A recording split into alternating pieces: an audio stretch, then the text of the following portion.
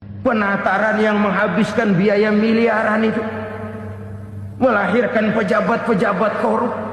Hukum Boyle, atas neken paling bawah gepeng. Ya kita nih rakyat kecil, emang nasibnya gepeng-gepeng terus.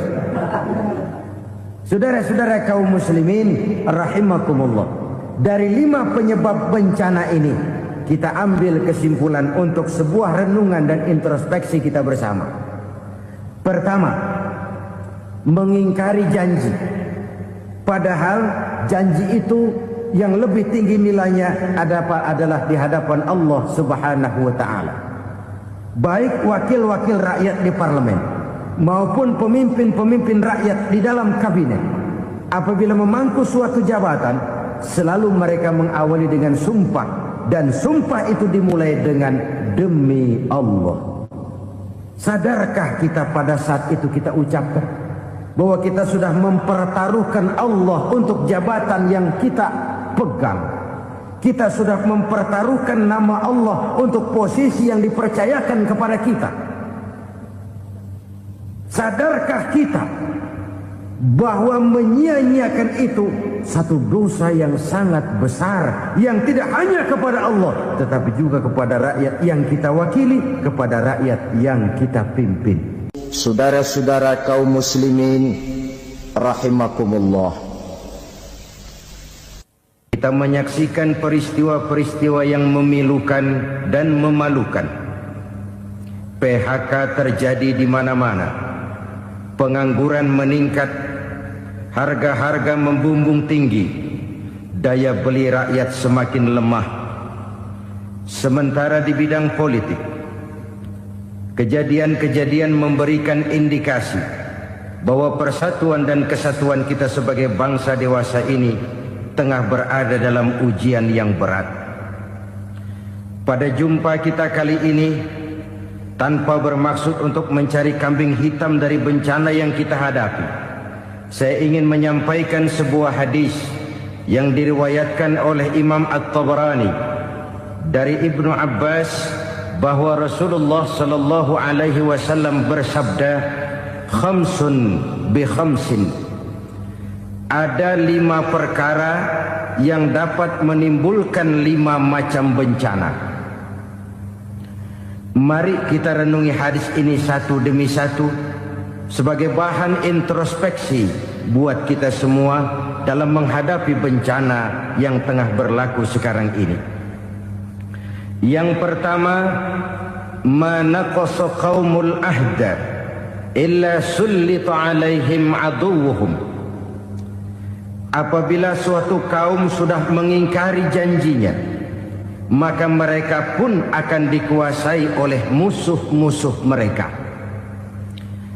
Sederhana saja nampak kalimat dalam hadis ini. Apabila orang sudah mengingkari janji, mereka akan dikuasai oleh musuh-musuh mereka sendiri. Dan musuh kita yang paling utama saat ini adalah kemiskinan dan kebodohan. Kenapa itu terjadi? Karena kita mengingkari janji kita sendiri. Di saat awal-awal berdirinya Orde Baru, kita pernah berjanji untuk melaksanakan Pancasila dan Undang-Undang Dasar 45 secara murni dan konsekuen. Kita berjanji bahwa kita akan menegakkan pemerintah yang bersih dan berwibawa. Itu semua pada permulaannya. Waktu demi waktu berjalan, kita lupa dengan janji yang kita ucapkan itu. Ketuhanan yang Maha Esa kita ucapkan, tapi kesetanan yang luar biasa yang kita lakukan. Kemanusiaan yang adil dan beradab yang kita dengungkan, tetapi kemanusiaan zalim dan biadab yang kita praktekkan.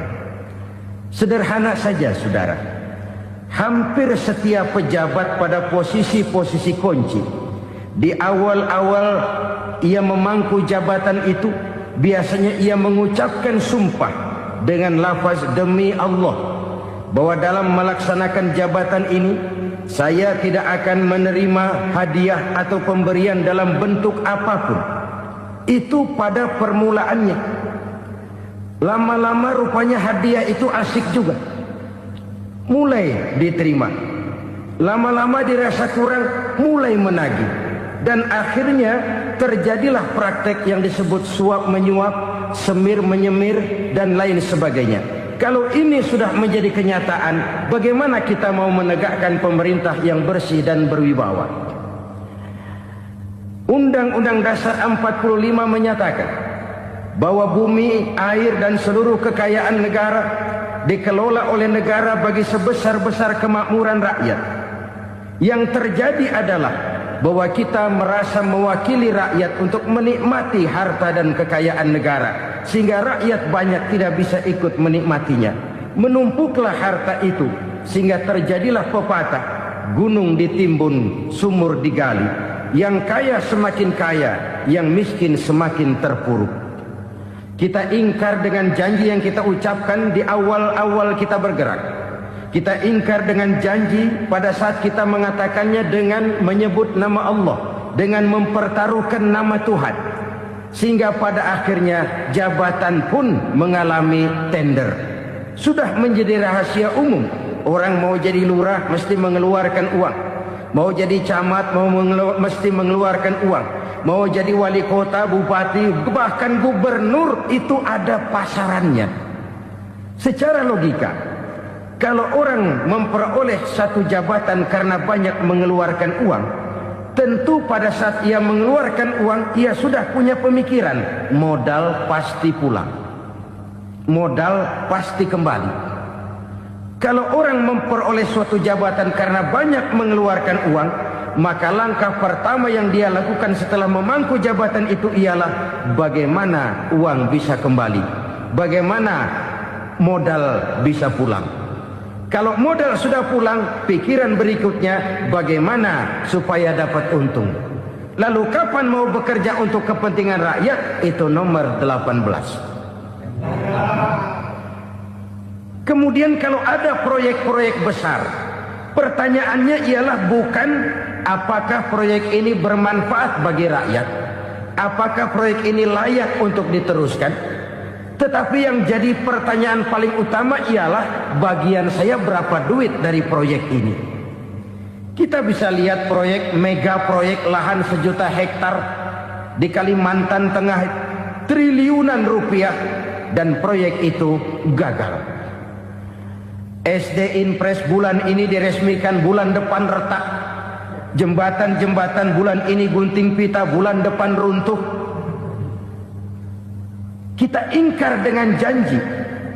Kita berkata kita bekerja untuk kepentingan rakyat, tapi kita tidak pernah mengenal rakyat itu. Apabila suatu kaum sudah mulai mengingkari janji, maka mereka akan dikuasai oleh musuh-musuh mereka.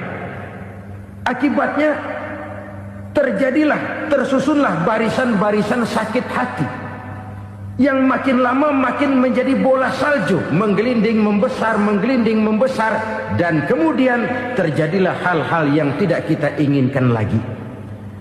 Apabila suatu kaum sudah mengingkari janji, maka mereka akan dikuasai oleh musuh-musuh mereka. Ini penyebab bencana yang pertama. Kita tidak konsekuen. Tadinya kita dengan lantang teriak-teriak berantas korupsi, ganyang korupsi. Pada waktu kita belum mendapat kesempatan. Setelah kita naik punya kesempatan, rupanya korupsi enak juga dirasa. Terjadi pergeseran nilai, orang luntur, kehilangan idealisme awal. Lalu untuk menghibur-hibur diri, menutup-nutup kesalahan, kita gunakanlah pepatah bahwa tidak ada gading yang tak retak, bahwa kita harus mikul dur mendem jero. Itu semua cuma sebagai dalih agar kesalahan kita tidak dibicarakan orang lain. Padahal kita sendiri yang mengingkari janji. Kita yang keluar dari komitmen awal kita. Kita berjanji melaksanakan Pancasila dan Undang-Undang Dasar 45 dengan murni dan konsekuen. Kita berjanji untuk menegakkan pemerintah yang bersih dan berwibawa. Namun dalam kenyataannya itu tidak kita laksanakan dengan sebagaimana mestinya. Kita bergeser, kita mengalami proses degradasi, peluncuran nilai, dan akhirnya terbentuklah barisan-barisan sakit hati yang semakin lama semakin membesar itu. Kita harus introspeksi. Memang kalau zaman sedang susah, biasanya kambing hitam laris, tukang kompor gentayangan. Itu dari dulu selalu mencari kambing hitam. Karena itu kita tidak bicara orang, kita tidak bicara siapa yang salah, kita bicara sistem, dan sistem itu bisa mengena siapa saja. Kalau orang sudah mulai mengingkari janji, bergeser dari komitmen awal, itu sudah mulai ia mengalami proses peluncuran, proses degradasi. Ini penyebab yang pertama.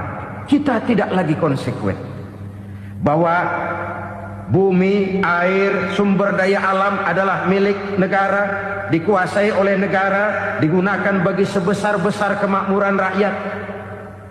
Ternyata rakyat yang makmur itu tidak merupakan gambaran yang menyeluruh dari rakyat kita. Undang-undang dasar kita menganut ekonomi kekeluargaan, tapi yang kita praktekkan adalah ekonomi keluarga. Kalau bukan keluarga nggak dapat proyek. Kalau bukan keluarga nggak dapat macam-macam. Kekeluargaan kita rubah menjadi keluarga. Timbullah penyakit nepotisme. Kita bergeser, kita ingkari janji, dan kita anggap kita atasnamakan rakyat. Rakyat cuma sekedar jadi address, rakyat cuma sekedar jadi alamat, tetapi kehidupan mereka tidak banyak berubah dan tidak banyak terangkat. Kaum muslimin rahimakumullah, ini penyakit yang pertama, penyebab bencana yang pertama. Yang kedua, kata Nabi, wa ma hakamu bighairi ma anzalallah. Apabila hukum yang diterapkan sudah tidak lagi bersumber dari hukum Allah, illa fasya fihimul faqru, maka akan bertebaranlah kemiskinan di mana-mana. Ini artinya apa? Apabila hukum tinggal sebuah stempel, apabila hukum sudah diatur menurut kepentingan, apabila hukum sudah tidak lagi ditegakkan secara adil, maka kemiskinan merambah di mana-mana. Hukum diatur menurut selera orang yang sedang berkuasa, maka yang benar bisa jadi salah, yang salah bisa jadi benar. Hukum dalam kenyataan hidup berlaku seperti pisau. Pisau itu kan saudara lihat, yang namanya pisau dimanapun itu tajamnya ke bawah, ke atas tumpul. Kalau hukum itu, kalau untuk rakyat, hukum itu tajam bukan main, cepat sekali dilaksanakan. Tapi giliran menengah ke atas, yang gedean dikit berbuat salah, hukum tumpul. Hukum pura-pura tidak dengar. Akibatnya terluka rasa keadilan rakyat. Satu kasus rakyat diam, dua kasus rakyat diam, tiga kasus rakyat diam, kasus terakumulasi di hati rakyat. Luka rasa keadilan, dan itu menjadi sumber bencana. Penjarahan, kita tidak setuju itu, tapi kita harus melihat kausalnya. Itu kan tidak berdiri sendiri. Itu kan karena terlukanya rasa keadilan rakyat, melihat kesempatan ini tidak merata. Kalau rakyat ini yang ngajukan kredit ke bank, walaupun jumlahnya cuma jutaan, ratusan ribu, susahnya 17 setan. Tapi ada orang-orang tertentu yang agunannya palsu, jaminannya palsu, bawa kata belece, bukan cuma miliaran, triliunan kredit bisa keluar. Terluka rasa keadilan, hilangnya kesempatan. Rakyat cuma dapat kesempitan, jarang dapat kesempatan. Dari lukanya rasa keadilan ini, memang ya entah lipstik, entah basa-basi, dibentuklah tim ini, dibentuklah badan pengawas ini, dibentuklah tim ini. Kalau membentur tahu, hancur tahu. Tapi kalau tim yang dibentuk membentur karang, bukan karangnya yang hancur biasanya, timnya yang bubar. Kenapa? Yang dibentur batu karang yang sangat keras. Kita main-main dengan hukum. Kita tidak konsekuen dengan hukum. Luka rasa keadilan dan itu terakumulasi. Edi Tamsil, rakyat tahu, terakumulasi. Menguap begitu saja. Kasus-kasus lain rakyat tahu, menguap begitu saja. Ketidakadilan terakumulasi, mengendap di hati rakyat, menunggu ledakan. Pada saat sumbu meledak, rakyat tidak bisa dibendung lagi. Oke, kita tidak setuju dengan penjarahan, tapi jangan melihat itu sebagai peristiwa yang berdiri sendiri. Kenapa itu terjadi? Kausalnya kenapa? Oke, kita tidak setuju memang, tapi yang dijarah oleh rakyat kan memang cuma untuk perut. Yang dijarahkan beras, yang dijarahkan televisi, yang dijarahkan kulkas yang masih bisa dihitung, yang memang real untuk kebutuhan rakyat.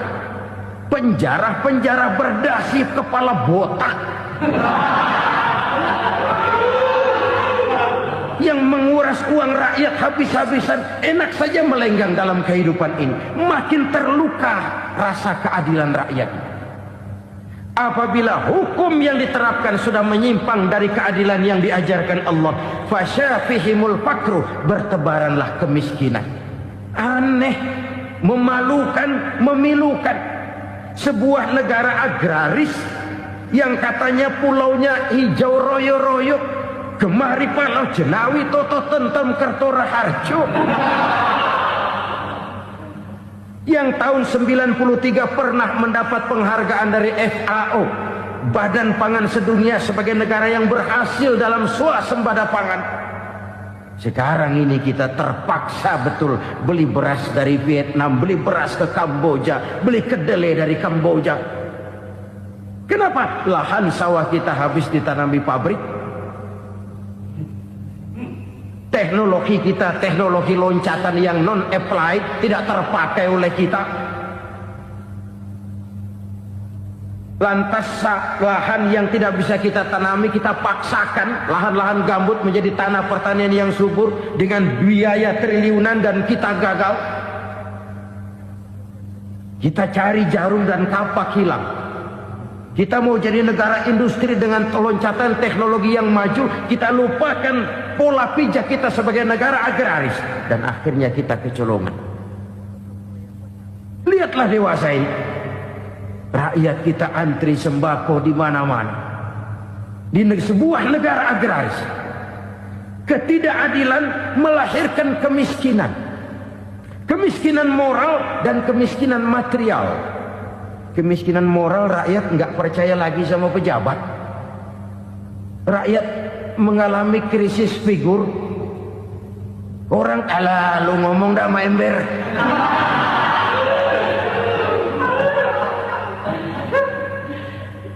Penataran yang menghabiskan biaya miliaran itu melahirkan pejabat-pejabat korup. Pengawasan yang menghabiskan biaya miliaran itu ternyata impoten, mandul. Kemiskinan moral. Jujur saya berkata, saudara-saudara, setelah pintu reformasi dibuka, itu yang masuk memang macam-macam. Ada yang memang punya tujuan murni, konsekuen dan punya konsep. Ada yang nunggu di tikungan, begitu mobil lewat nyamber pintu, berangkat ikut reformasi. Ada yang memanfaatkan momentum, mumpung, untuk nyampein unek-unek, ngerti nggak, pokoknya ngomong. Sehingga keadaan semakin rancu, kebingungan semakin menjadi-jadi, masalah yang paling urgen tidak terselesaikan. Sekarang ini orang berpikir mendingan jadi pala ular daripada jadi buntut macan. Buntut macan memang hebat macan, tapi kalau buntutnya cuma ugel-ugel di belakang buat apa? Mendingan jadi pala ular, kecil juga nyaplok. Artinya, ya biar kecil juga kalau punya partai kan gagah. Lalu rame-rame bikin partai kayak bikin arisan. Orang makin mengalami dislokasi. Semua mau jadi pahlawan, semua mau nomor satu, semua ngomong. Iya kalau bidangnya, kalau bukan makin rancu. Marilah lewat kesempatan ini saya mengajak kita untuk tahu diri. Biarkan politisi ngomong politik, biarkan ekonom menata ekonomi, biarkan praktisi bicara soal hukum, biarkan rakyat munajat, istighfar, mohon pertolongan Allah.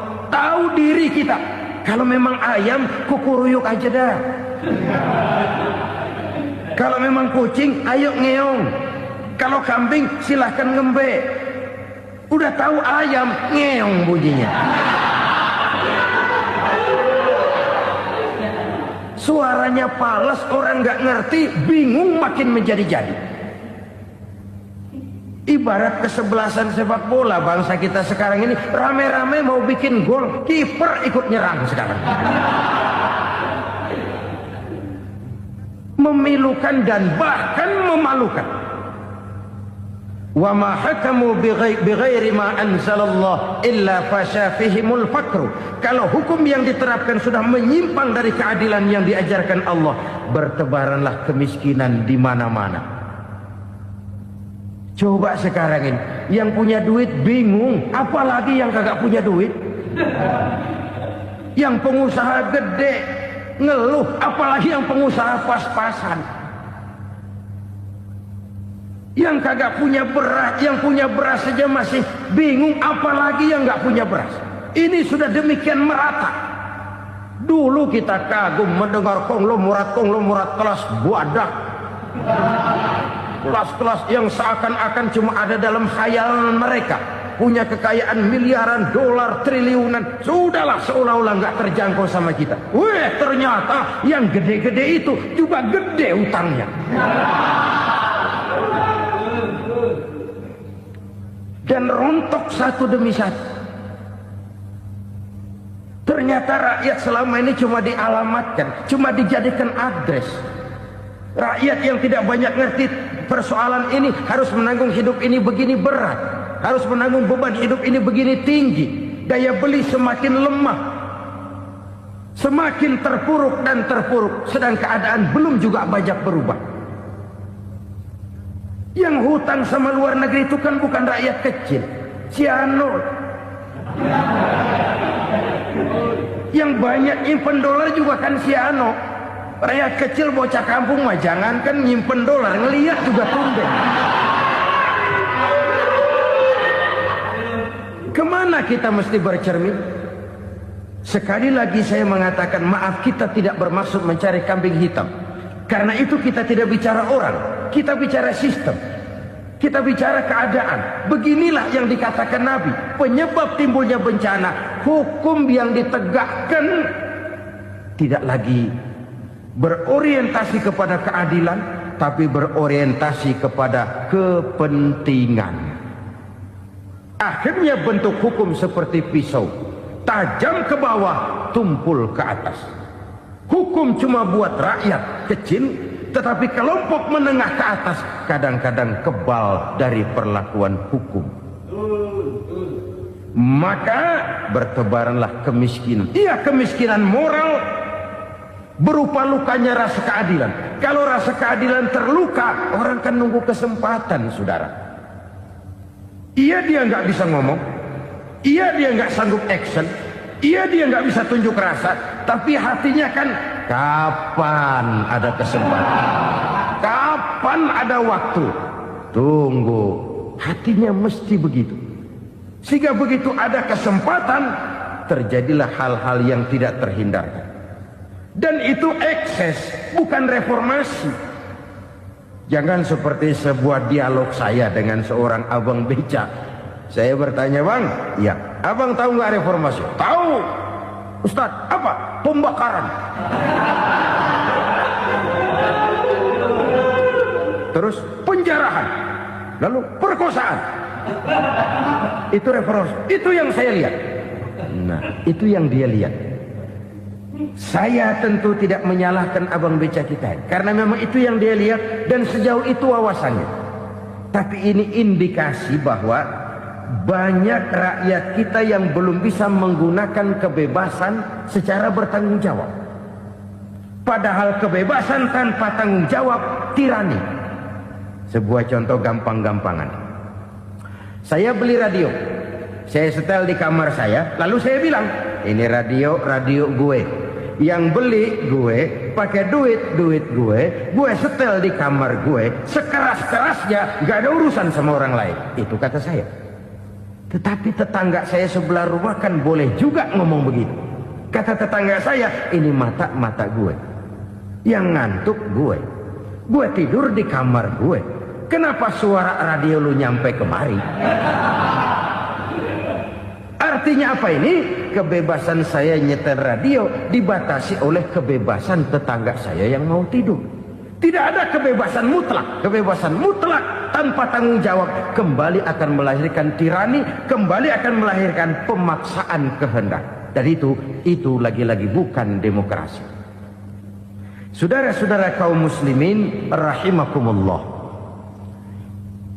Ini penyakit yang kedua, lukanya rasa keadilan, terutama di kalangan rakyat kecil. Itu mengendap menjadi akumulasi dan menunggu giliran kapan bisa dimuntahkan. Dengan kata lain, rakyatnya udah banyak banget makan yang perutnya jadi enak, nyelam. Kapan nunggu muntahnya? Udah begini banyak akumulasi yang mereka pendam di perut ini, sehingga ketika terjadi kesempatan itu sudah tidak terkendalikan lagi. Kita out of control. Saya tidak mentolerir sikap-sikap kekerasan. Bahkan saya lebih cenderung bahwa kalau di rumah kita banyak tikusnya saja racuni, jangan rumah dibakar. Bahwa ada korupsi, ya, ada kolusi, memang ada nepotisme, tentu. Tetapi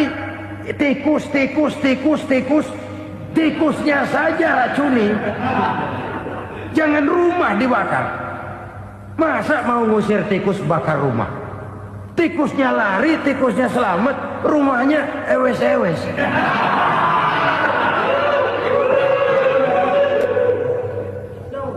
Tikus selamat, rumah nggak punya, masalah nggak terselesaikan dengan sebagaimana yang kita harapkan. Kita sepakat ini negara hukum, dan di hadapan hukum semua manusia itu sama. Itu prinsip yang diajarkan Allah. Al-musawat bainan nas fi takalifil ahkam. Semua manusia sama dalam berhadapan dengan hukum Allah Subhanahu wa taala. Kalau hukum sudah pandang bulu, itu jelas yang enak yang banyak bulunya. Siapa yang banyak bulunya? Monyet.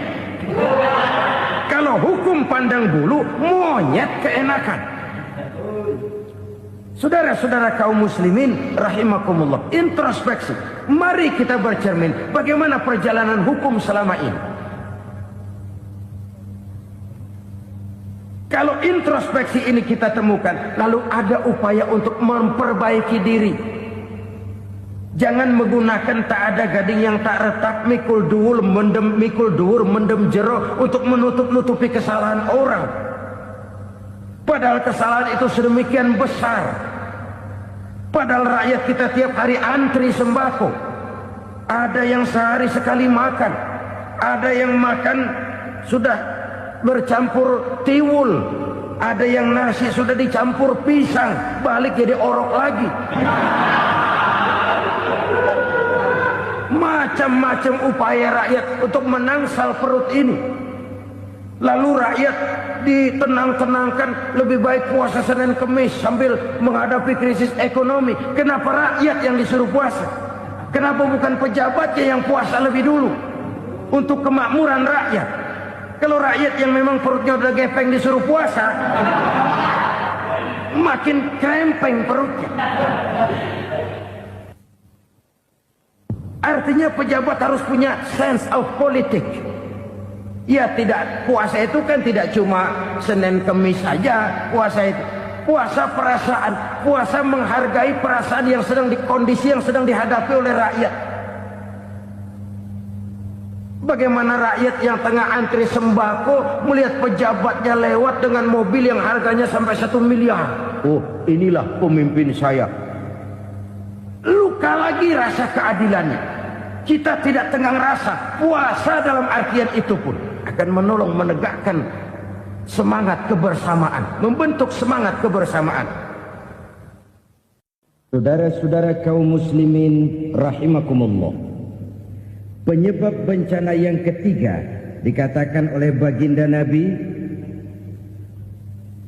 wala zaharat fihimul fahishatu illa fasha fihimul maut. Apabila kekejian telah merajalela, maka maut bertebaran di mana-mana. Kita renungi butir kalimat dalam hadis ini. Apabila kekejian telah merajalela, maut bertebaran di mana-mana. Begitu murah arti sebuah kehidupan. Penjarahan untuk hal-hal yang kecil tapi sampai mengorbankan nyawa.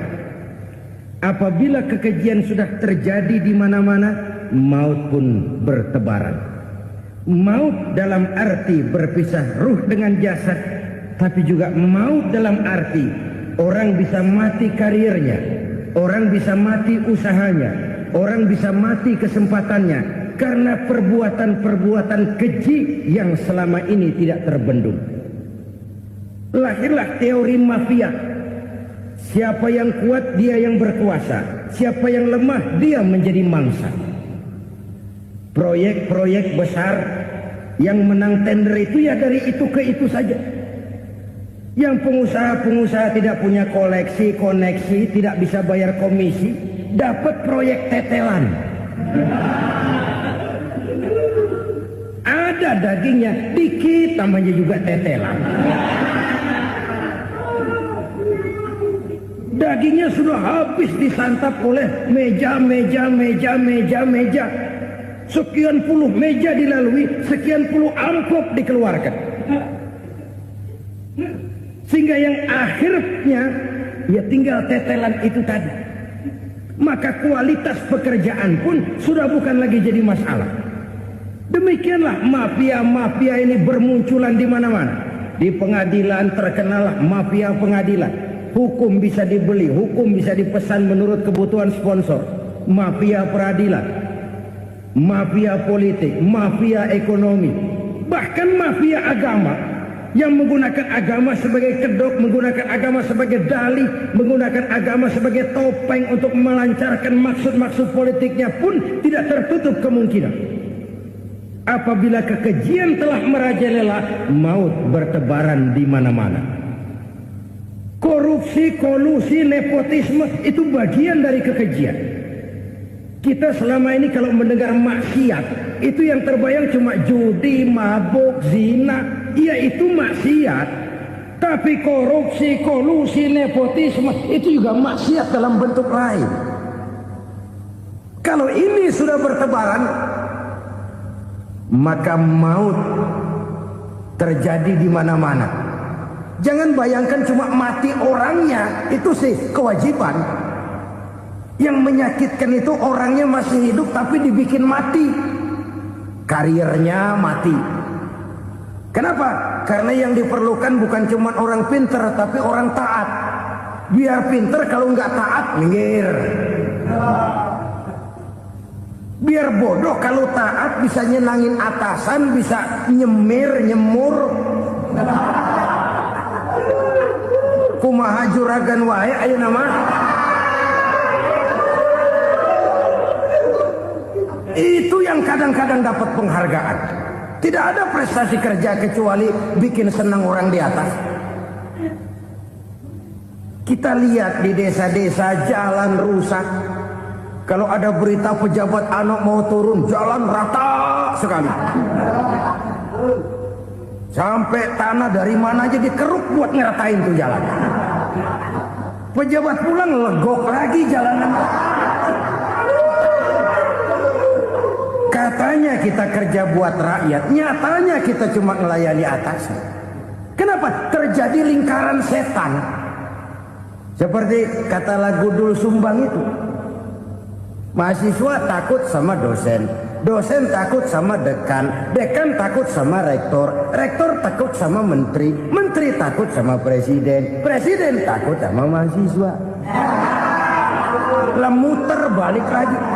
Lingkaran setan. Lingkaran setan. Saudara-saudara kaum muslimin rahimakumullah. Kekejian yang merajalela, praktek-praktek mafia yang tertuang dalam kehidupan sehari-hari menyebabkan orang mati karirnya, jasad masih hidup, karir mati, itu menyakitkan. Mati bisnisnya. Rakyat kecil pernah senang ketika cengkeh booming, harganya bagus, rakyat banyak yang pergi haji. Lalu mau ditata, lahir tata niaga cengkeh, malah amburadul. Harga cengkeh jatuh, petani cengkeh kecil menjerit. Siapa yang untung? Segelintir orang. Masihkah kita pakai atas nama rakyat untuk kepentingan nasional?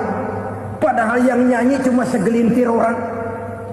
Masihkah kita mau bohongi rakyat ini dengan mobil nasional tapi bikinan Korea? Masihkah kita mau bermain verbalisme, bermain kata? Ini sebuah masa lalu yang tidak perlu terulang lagi untuk masa-masa yang akan datang. Kekejian merajalela, orang mati karir. Bisa mati usaha, mati bisnis. Usahanya maju, dirangkul, hancur. Usahanya maju, dipukul, hancur, tenggelam. Bahkan yang memilukan dan memalukan badan-badan usaha milik negara itu dikebiri sedemikian rupa sehingga tidak menghasilkan hal-hal yang bermanfaat buat negara. Saudara-saudara kaum muslimin rahimakumullah, kalau nafsu yang sudah mengatur itu semua, maka kekejian pun merajalela. Orang sudah pakai teori mafia, yang kuat dia yang menang, yang kuat dia yang berkuasa, yang lemah silakan minggir di sudut-sudut kehidupan. Kalau kekejian seperti ini merajalela, maut bertebaran di mana-mana. Banyak orang mati karirnya, banyak orang mati usahanya, banyak orang mati imajinasinya. Sekarang ini dalam dunia seni yang banyak karyawan seni, bukan seniman. Seniman itu kan dilahirkan. Lain seniman, lain karyawan seni. Sekarang yang banyak karyawan seni, bukan seniman. Mati karir, mati imajinasi, mati improvisasi.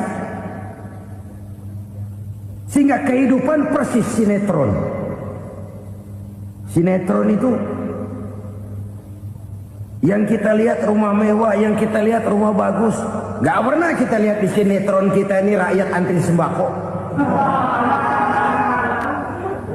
Kita dijejali hal-hal yang indah, yang wah, yang membuat kita tenggelam dalam gaya hidup instan, tenggelam dalam gaya hidup wah. Kita lupa dengan realitas keseharian di tengah-tengah masyarakat kita. Lahirlah kelompok-kelompok selebritis, dibesarkan oleh berbagai media. Selebritis pilek aja masuk koran, pilek.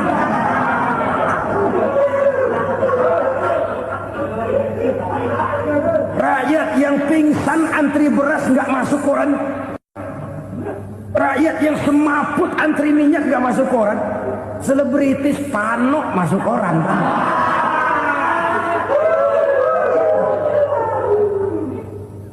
Kita besarkan hal-hal kecil, kita kecilkan hal-hal besar. Karena apa? Kita mengejar oplah. Kita profit oriented, tidak lagi berorientasi kepada realitas hidup yang kita hadapi ini. Kalau kekejian sudah merajalela, kata Nabi, maka maut bertebaran di mana-mana. Maut dalam artian maut, coba lihat sekarang begitu murah nyawa. Karena 1000 perak orang mau nusuk bunuh. Karena beras seliter orang khilaf, begitu murah kehidupan. Tapi kekejian dalam bentuk korupsi, kolusi, nepotisme, kekejian dalam bentuk itu mematikan karir, mematikan bisnis, mematikan imajinasi, mematikan kreativitas. Itu juga maut dalam bentuk lain akibat kekejaman lain. Ini penyebab yang ketiga. Yang keempat, penyebab bencana menurut baginda Rasul, wala tuffiful mikyala illa muni'un nabat. Apabila timbangan sudah dicurangi, maka tercegahlah tumbuh-tumbuhan. Apabila timbangan sudah mulai curang, maka terjadilah musim paceklik. Apabila bisnis sudah bergaya mafia tadi itu, kecurangan-kecurangan terjadi, tender di balik pintu, yang dimenangkan cuma kelompok-kelompok yang bisa memberikan presentasi yang besar, muni'un nabat, terjadilah paceklik. Paceklik, panen gagal, wereng ya wereng, kemarau panjang, it's okay, air sulit, iya, tetapi kan semua itu ada yang ngatur. Kemarau ada yang ngatur, belalang itu ada yang ngatur, air itu juga ada yang ngatur. Yang ngatur itu yang serba maha. Kalau ia murka melihat kecurangan timbangan, Allah itu kalau murka kan gampang saja, tinggal komandoin balang, lang, hancurin tuh sawah. Konvoy belalang, konvoy. Allah tinggal ngutik angin El Nino, mampir lo ke Indonesia. Hujan nggak turun-turun, kemarau panjang. Jadi kalau musim kemarau kan namanya anginnya El Nino. Kalau musim hujan anginnya namanya La Nina. Cakep namanya, kejem orangnya. Saudara lihat Cina sekarang sedang kena La Nina, banjir besar, ribuan orang meninggal. Dia mah ribuan mati kagak berasa, rakyatnya miliaran. Bangladesh lagi ngalami La Nina, India lagi ngalami La Nina. Angin, hujan, kemarau, belalang, itu kan ada yang ngendaliin. Kuncinya bukan di belalangnya, kuncinya bukan di peredaran matahari berputar, kuncinya di atas yang mengatur semua itu. Kalau timbangan sudah mulai curang, pengusaha sudah nggak mau jujur, apa nggak bikin perut jadi mual? Begitu rakyat antri sembako pingsan nggak dapat beras, sementara beras ditumpuk-tumpuk sampai membusuk. Kemana hati nuraninya? Kemana akal pikirannya? Kemana mereka yang berbuat atas nama rakyat tapi melihat rakyat susah tidak tergerak hatinya? Apabila timbangan sudah mulai dicurangi, bisnis sudah mulai melenceng, maka terjadilah paceklik. Sebuah negara yang berhasil dalam swasembada pangan, lalu sekarang menjadi negara yang rakyatnya antri untuk memperoleh kebutuhan pangan. Saudara-saudara kaum muslimin rahimakumullah, ini intinya adalah kecurangan. Kalau kecurangan sudah terjadi di mana-mana, dan ini milik siapa saja, bukan soal tempat, bukan soal jabatan, soal manusianya, SDM-nya. Kecurangan tidak cuma terjadi di kantor, di masjid bisa terjadi kecurangan. Korupsi tidak hanya bisa terjadi di kantor, di madrasah bisa ada korupsi. Faktor manusianya, ini soal SDM. Kecurangan yang besar tentu besar lagi kerugiannya. Kecurangan yang kecil, kecurangan sehari-hari, pedagang-pedagang kecil ngurangi timbangan, barang yang buruk dikatakan baik, yang baik dikatakan buruk, itu merugikan perorangan. Kecurangan yang besar merugikan bangsa dalam bentuk total, dalam bentuk seutuhnya. Nah, kecurangan-kecurangan seperti ini rakyat kan lihat, rakyat kan tahu, dan itu kembali terakumulasi di sini, pegel. Dan jangan lupa, rakyat yang nggak ngomong itu, rakyat yang nggak bersuara itu, batinnya menjerit, jeritannya menggoncang aras, dan itu didengar Allah. Yadullah fauqal jamaah, kata Nabi. Tangan Tuhan di atas orang banyak. Jeritan hati rakyat menggoncang aras. Rakyat yang terlalu banyak dizolimi, rakyat yang terlalu banyak dirugikan, Ya rakyat yang terlalu banyak di atas namakan, menjerit batinnya, menggoncang aras, dan Allah bisa menggerakkan apa saja untuk membuat satu situasi.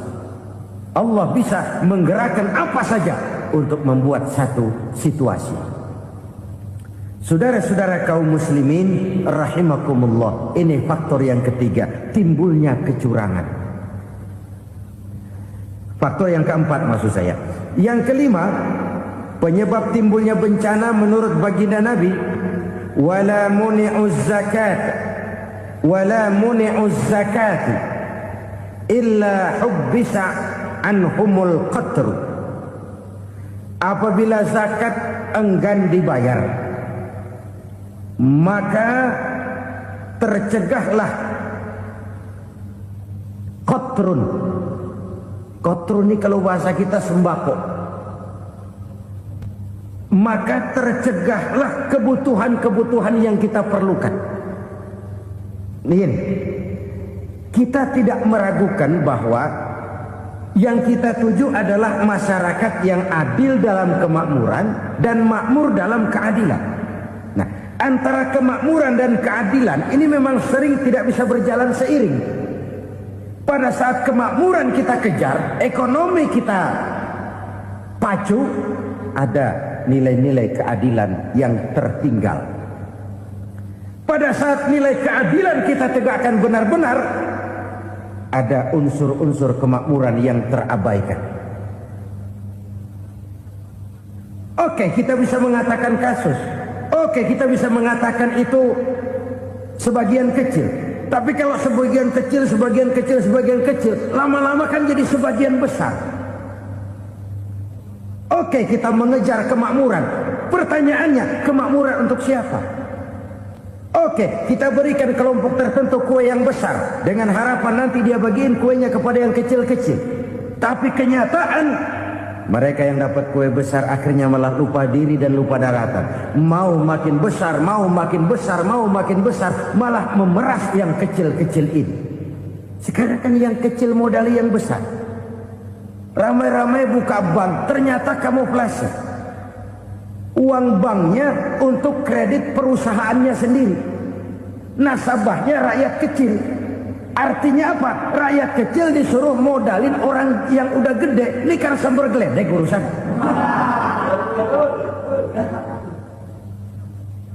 Ini kan permainan apa lagi?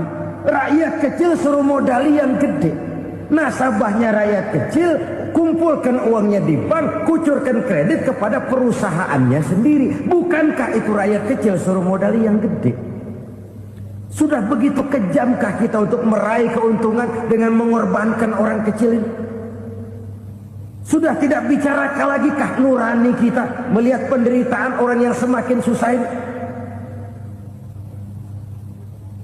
Kalau zakat enggan dibayar, padahal zakat 2,5% saja, 2,5% saja. Kalau itu pun enggan, kalau zakat saja enggan, bagaimana pula yang namanya sedekah, bagaimana pula yang namanya infak, bagaimana pula yang namanya santunan, bantuan. Kadang-kadang lipstick nyumbang si nyumbang, cuman nyolongnya lebih gede. Ini namanya sumbangan lipstick. Buat lipstick itu kan buat ngumpetin bibir pucat. Itu fungsi utama lipstick. Buat ngumpetin korupsinya, nyumbang kegiatan-kegiatan sosial, tapi yang dia korup lebih gede dari yang dia sumbangin. Lipstick kamuflase, nepu kata anak sekarang.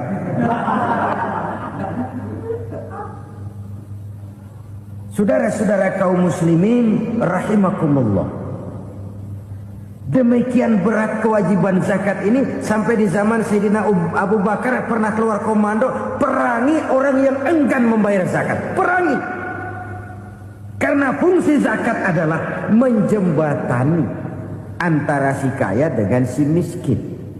Bahwa ada kemiskinan itu Qur'ani. Allah menyatakan, aku melebihkan rezeki sebagian kamu dari yang lain. Ini kan kesenjangan. Allah melebihkan rezeki sebagian kamu dari yang lain. Ada itu. Tetapi itu berjalan secara nature.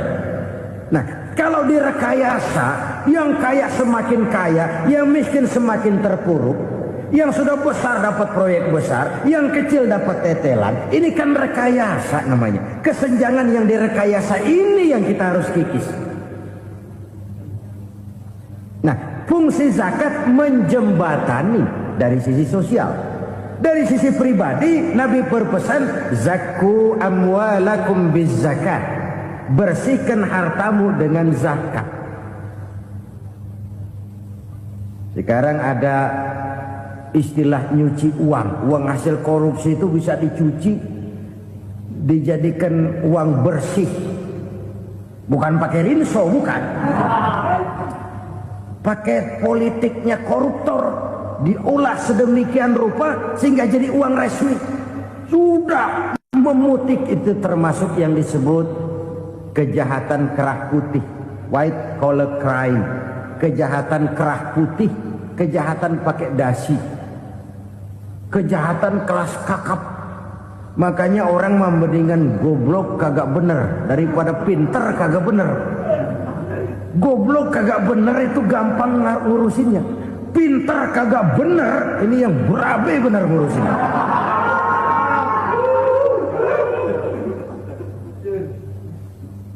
Kita bukan cuma perlu orang pinter kok di zaman sekarang. Kita perlu orang-orang benar, yang punya komitmen, yang sesuai kata dan perbuatan, yang bisa merasakan apa yang dirasakan oleh rakyat, yang punya sense of politik yang tinggi, yang peka, yang penuh keterbukaan, yang punya wawasan dan pandangan jauh ke depan.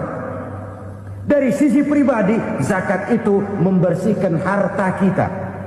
Ya, dia tercampur dengan yang subuhat, dia bahkan mungkin tercampur dengan sedikit-sedikit yang haram. Itu zakku amwalakum biz zakat. Bersihkan hartamu dengan zakat itu. Pada sisi sosial ia menjembatani, pada sisi pribadi ia membersihkan harta kita. Karena itu kalau kita minta berdoa minta rezeki, syarat rezeki itu halalan thayyiban wasi'an. Nggak pernah kurang dari 3 itu. Halal, bagus, banyak. Halal, bagus, tapi sedikit, susah ngaturnya. Halal, banyak, tapi kurang bagus. Buat apaan? Bagus, banyak, tapi haram. Enggak ada artinya. Sebab kata Imamul Ghazali, kalau kau terlalu suka memakan makanan yang haram, dikunyah masuk ke dalam perut besar, digiling oleh perut besar, menghasilkan energi, menggerakkan sel-sel pembuluh saraf, kau juga akan cenderung berpikir yang haram.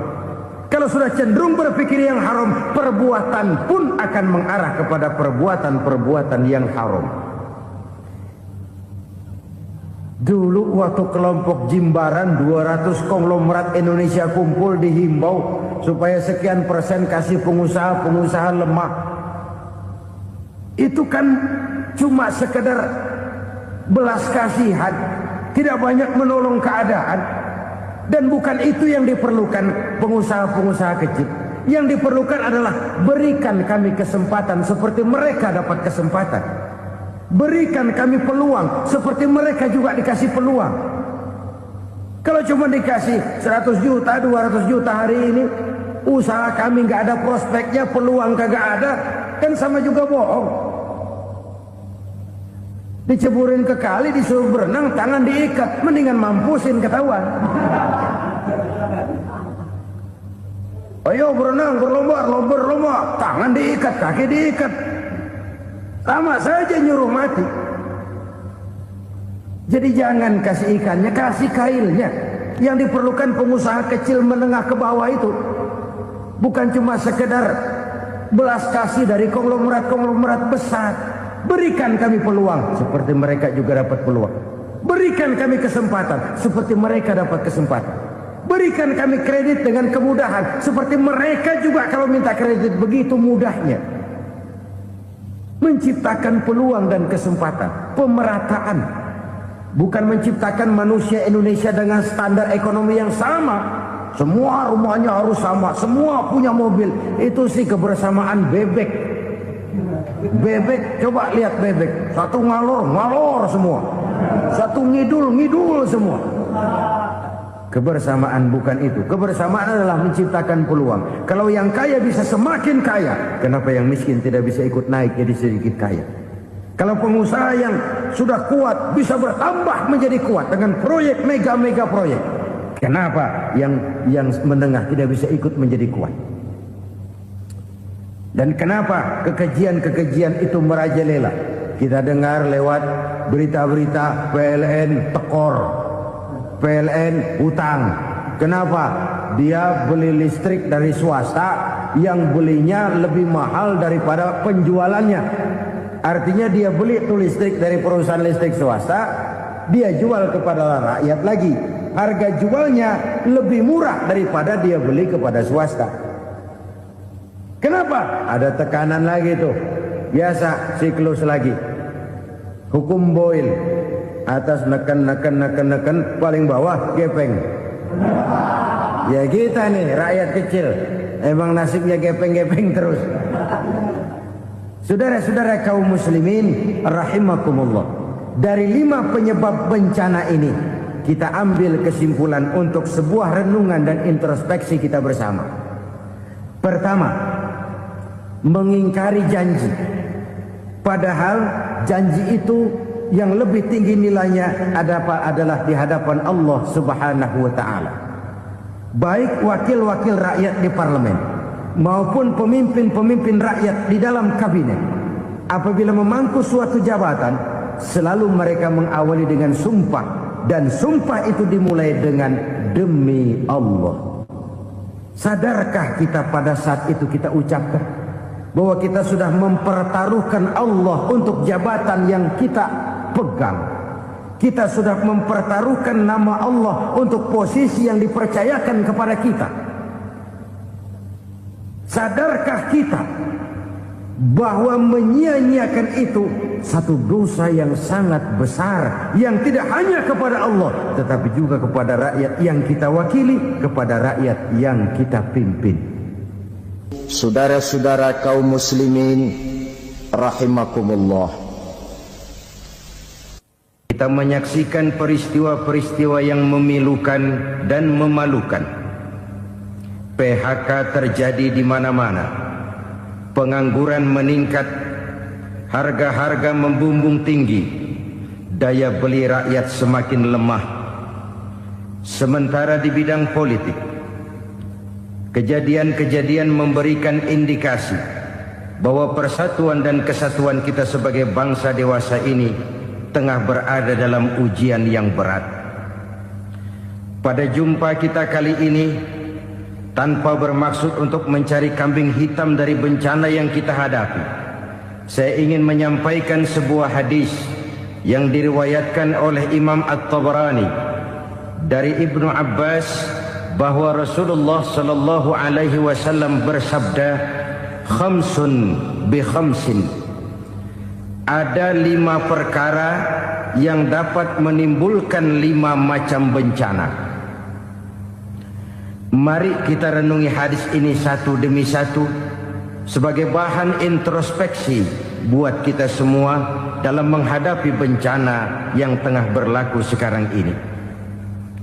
Yang pertama, manaqasa qaumul ahda illa sullita alaihim aduwwuhum.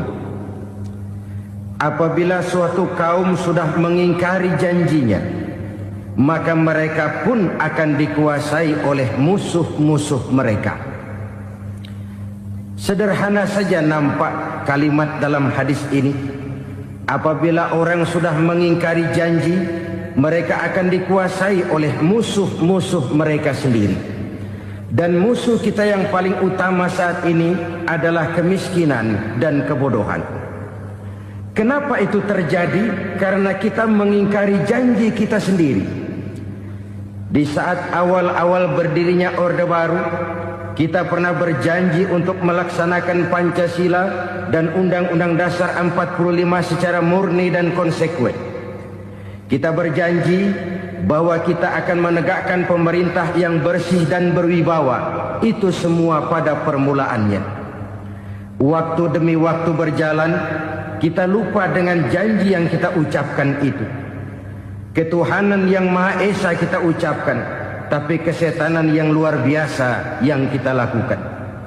Kemanusiaan yang adil dan beradab yang kita dengungkan, tetapi kemanusiaan zalim dan biadab yang kita praktekkan. Sederhana saja saudara, hampir setiap pejabat pada posisi-posisi kunci, di awal-awal ia memangku jabatan itu, biasanya ia mengucapkan sumpah dengan lafaz demi Allah, bahwa dalam melaksanakan jabatan ini saya tidak akan menerima hadiah atau pemberian dalam bentuk apapun. Itu pada permulaannya. Lama-lama rupanya hadiah itu asik juga.